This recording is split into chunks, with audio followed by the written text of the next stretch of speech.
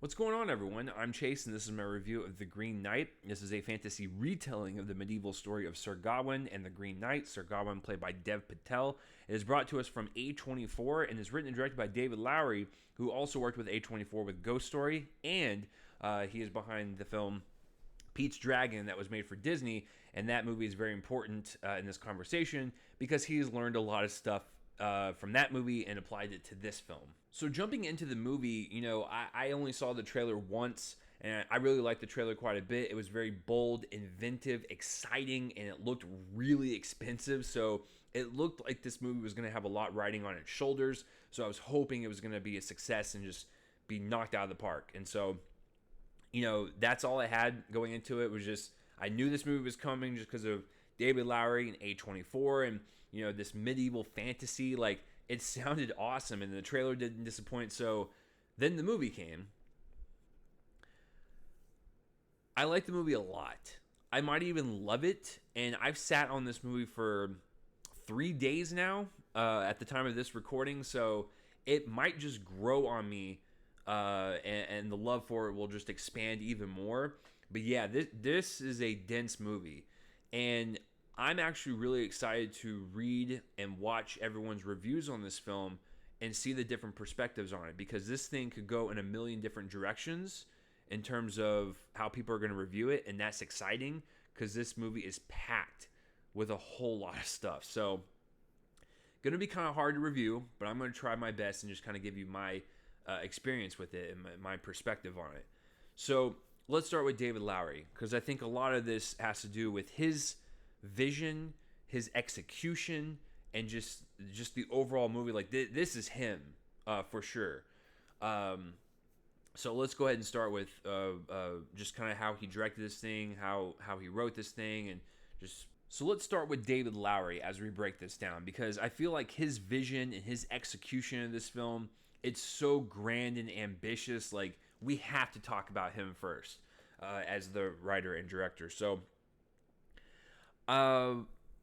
what I really liked about this movie the most in terms of Lowry is the world building and just the sense of this surreal fable, this dreamlike kind of like essence that he kind of puts around this entire film, the aura of just making it as surreal as possible and just kind of taking you on this weird experience and journey.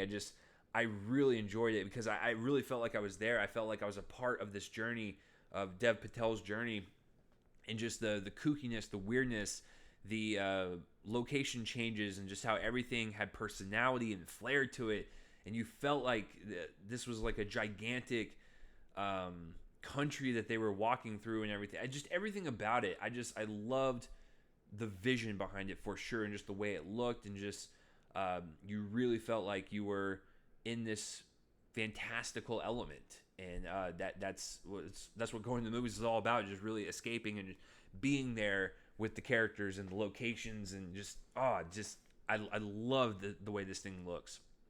And the budget shows for sure, so I don't think they skimped on anything. Like, everything that they wanted to execute, it is shown in glorious detail, and I really think giving this movie a pretty nice chunk of a budget really helped execute his vision like this. So, and then also the story itself is really just thematically rich. At the end of the film, when Dev Patel is at the end of his journey, like, the transformation he has from the beginning to the end is extraordinary, and just the idea of like what it means to be courageous and noble. Because during this time period, being courageous is killing your enemy, and being noble is stabbing people in the back and climbing your way up the power hierarchy.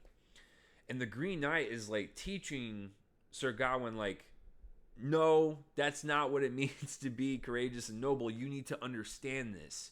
You need to understand, if you want to climb up the hierarchy and be in charge, it might take a hold of you, and it might turn you into an evil person.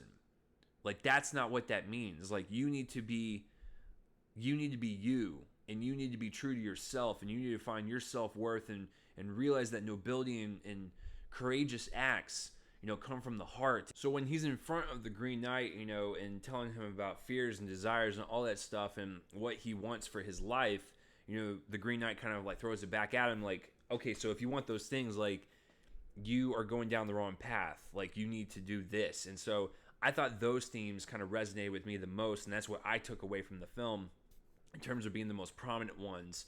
And I thought it was quite beautiful, actually. Just the journey, like I said, that Dev Patel took to get to that realization.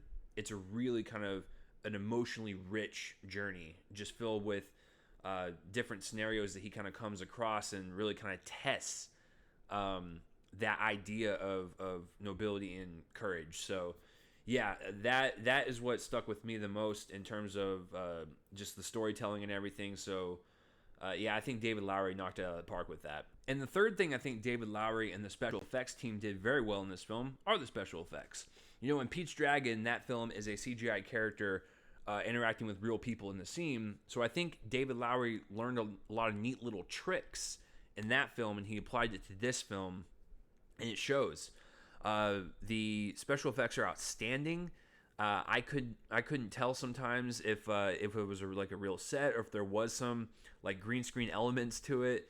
The CGI like creatures and just the stuff that's in particular scenes are blended in seamless. Like it's a part of the environment. I never felt like it was a distraction, because that's what special effects are supposed to do. They're supposed to enhance your vision for the story and just the environment. They're supposed to be blended in and not be, something that sticks out like a sore thumb.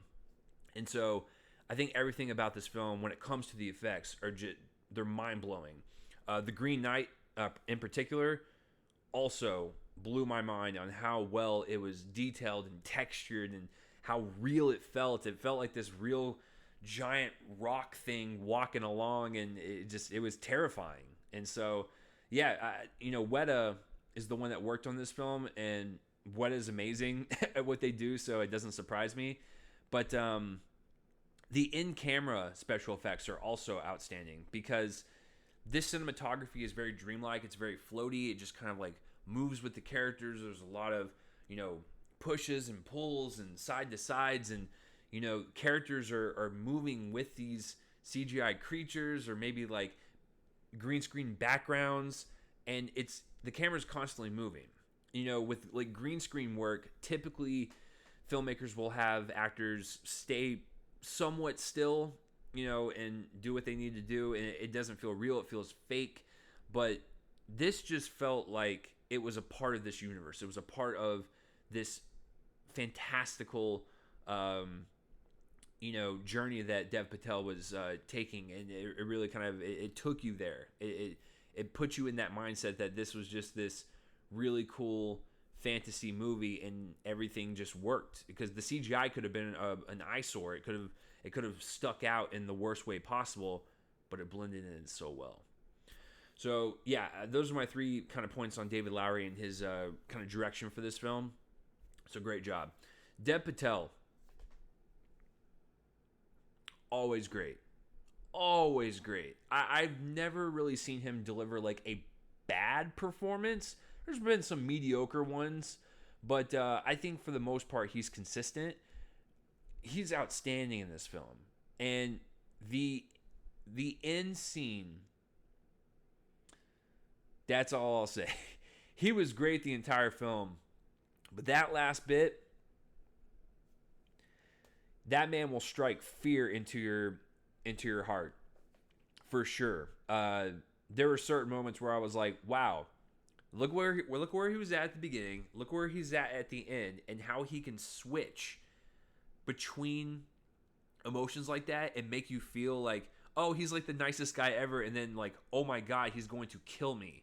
Like the range on this guy is just incredible. It's always incredible in most films that he's in, but he's just a really great lead to follow in this, and I really enjoyed watching him. Alicia Vikander is also in this, and she's really potent as well with her performance. Like, she's in the film a lot in the beginning and a lot at the end. It doesn't matter. She was on her game 1000%.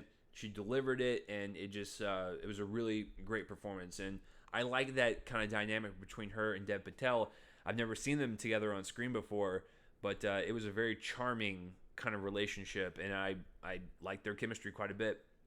All the other performances are also really good, but it's mainly about them two, for sure. A couple things, and then I'll just wrap this review up. The production design and costume design also outstanding. A lot of the budget went into the special effects for sure, but they still had enough to like really concentrate on some of the practical stuff as well, like the clothes and just the environment and the way it was dressed and the way it was looked, and it made you feel like you were there and it was a part of the time period.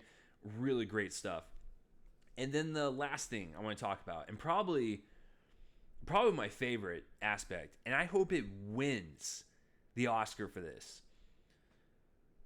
And unless I hear something better, it's going to be my favorite of the year. The score.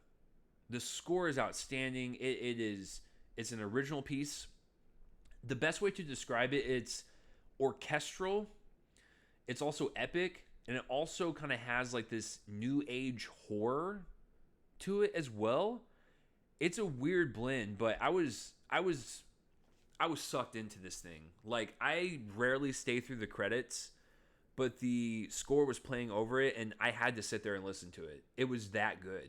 And so, you want to talk about something that just takes the emotional intensity of the performances, the editing, the effects, and just the direction of David Lowery. All that combined makes for a great scene.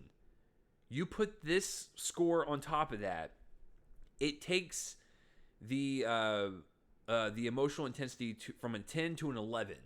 Like, it just heightens the scene, especially for the very, very end when there's no dialogue and it relies on the music to carry you through that.